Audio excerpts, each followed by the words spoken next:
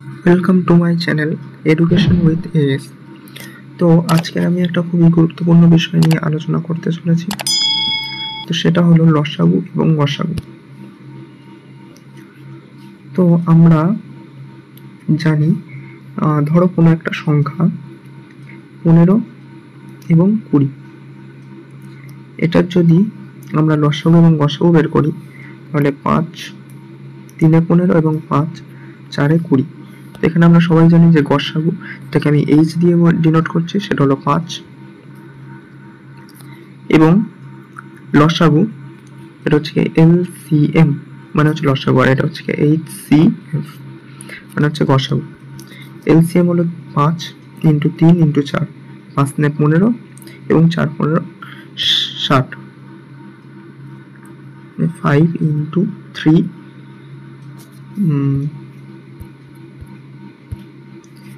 5 into 3 into 4। এবার 5কে আমরা H ধরেছি মানে গসাগু, এবং এই যে দুটো সংখ্যা, এটাকে আমরা দুটো জিনিস ধরে নিই, যেটা হচ্ছে P1, 3টাকে বলছি P1 এবং 4কে বলছি P2। তাহলে আমরা লসাগু কি পেলাম? 5 মানে H ইন্টু 3 মানে P1 ইন্টু 4 মানে P2।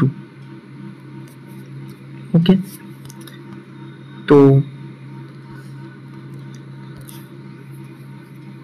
আমরা তাহলে কি পেলাম?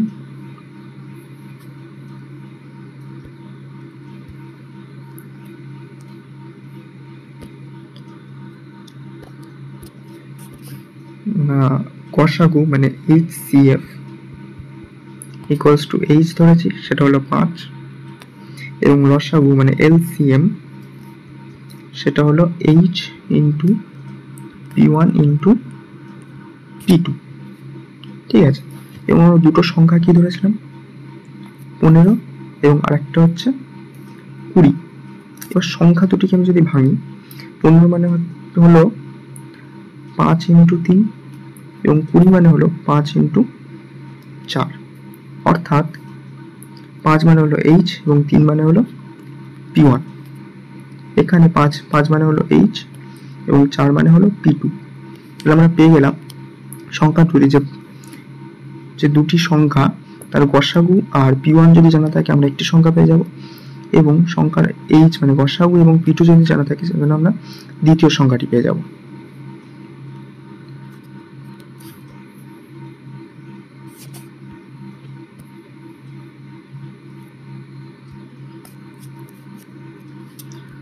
তো এবার আসি সংখ্যা দুটির যোগফল। 15 প্লাস 20 মানে আমরা কত বলতে পারি?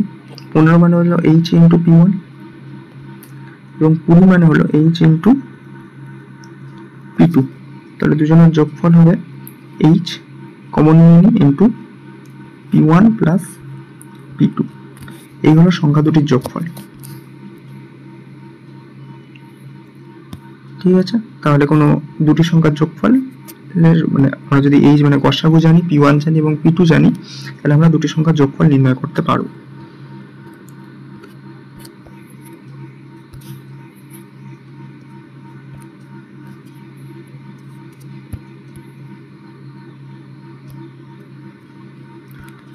তারপরে যেটা আসছে সেটা হলো সংখ্যা দুটির গুণফল, অর্থাৎ 15 ইন্টু 20 ইকুয়াল টু কি পাবো আমরা? H into P1 into H into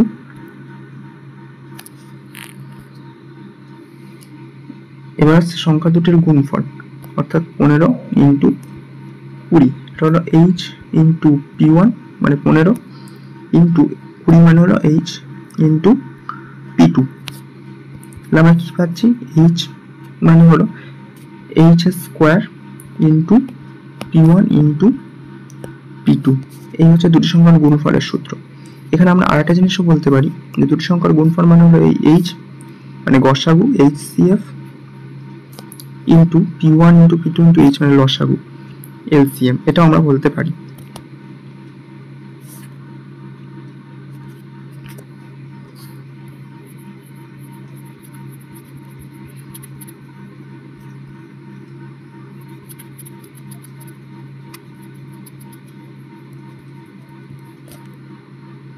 হ্যাঁ, তো চলো এবার আমরা সুবীর দাসের বইয়ের কিছু গুরুত্বপূর্ণ অঙ্কের সমাধান করি, দেখি যে আমরা এই নিয়মে অঙ্কগুলিকে সমাধান করতে পারছি কিনা। তো একদম 7 নম্বর অঙ্কটা যেটা বলেছে যে দুটি সংখ্যার লসাগু 60 এবং গুণফল 240 হলে গসাগু কত। দুটি সংখ্যার লসাগু মানে এলসিএম দেওয়া আছে, মানে আমরা জানি এলসিএম মানে হচ্ছে H into P1 into P2 দেওয়া আছে কত 60, এবং দুটি সংখ্যার গুণফল মানে আমরা জানি H square into P1 into P2 দেওয়া আছে 240। আমাদের গসাগু মানে এইচ নির্ণয় করতে বলেছে। দেখো আমরা এটাকে দিয়ে যদি এটা ভাগ করে দিই তাহলে শুধুমাত্র এইচ পড়ে থাকবে, তাহলে 240 এবং 60কে ভাগ করলে 4 পড়ে থাকে, তাহলে এখানকার গসাগু হলো 4, মানে অপশন সি ইজ কারেক্ট। এটা হলো 7 দাগের অঙ্ক। তারপর আসি 8 দাগের অঙ্কে। 8 দাগের অঙ্কে বলেছে দুটি সংখ্যার গসাগু 3 এবং গুণফল 81। এটাও একই রকম অঙ্ক বলেছে, দুটি সংখ্যার গসাগু 3 এবং গুণফল 81 হলে লসাগু কত।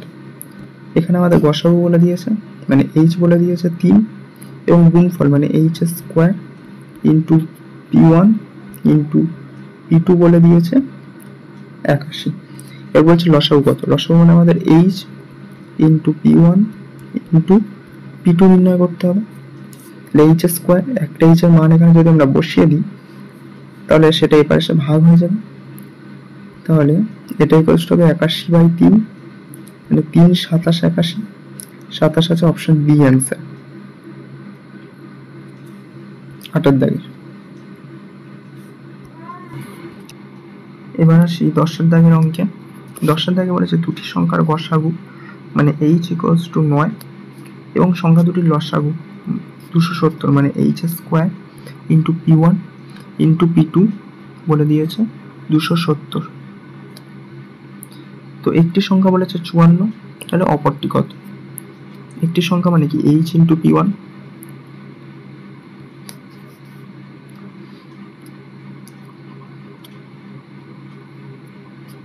এটা বলে দিয়েছে 54 54,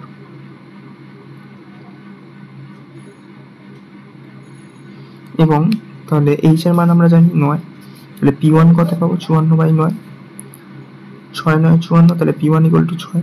আমরা এইচ জানি 9, P1 জানি 6, তাহলে এখান থেকে P2 পেয়ে যাব। এখান থেকে 6 4 6 24, 5 6 30 45 এবং 9 3 3 1 কে 3 3 5 15 5 15, এখান থেকে আমরা P2 পেয়ে গেলাম 5। মানে আমাদের বলেছে দ্বিতীয় সংখ্যা, দ্বিতীয় সংখ্যা আমরা জানি এইচ ইন্টু P2, মানে 9 ইন্টু 5 5 9 45। এখানে আমাদের অপশন বি হলো কারেক্ট অ্যান্সার 10-টা। হ্যাঁ, তো এইভাবেই আমরা পরের অঙ্কগুলো মানে 11 দাগের থেকে অঙ্কগুলো সমাধান করব এবং পুরো লেসনটাই কমপ্লিট করব এর পরের ভিডিওতে। তো এই পরের ভিডিও তোমরা যদি দেখতে চাও তো চ্যানেলটাকে সাবস্ক্রাইব করো এবং পাশে থাকা বেল আইকনটি এক্ষুনি বাজিয়ে দাও।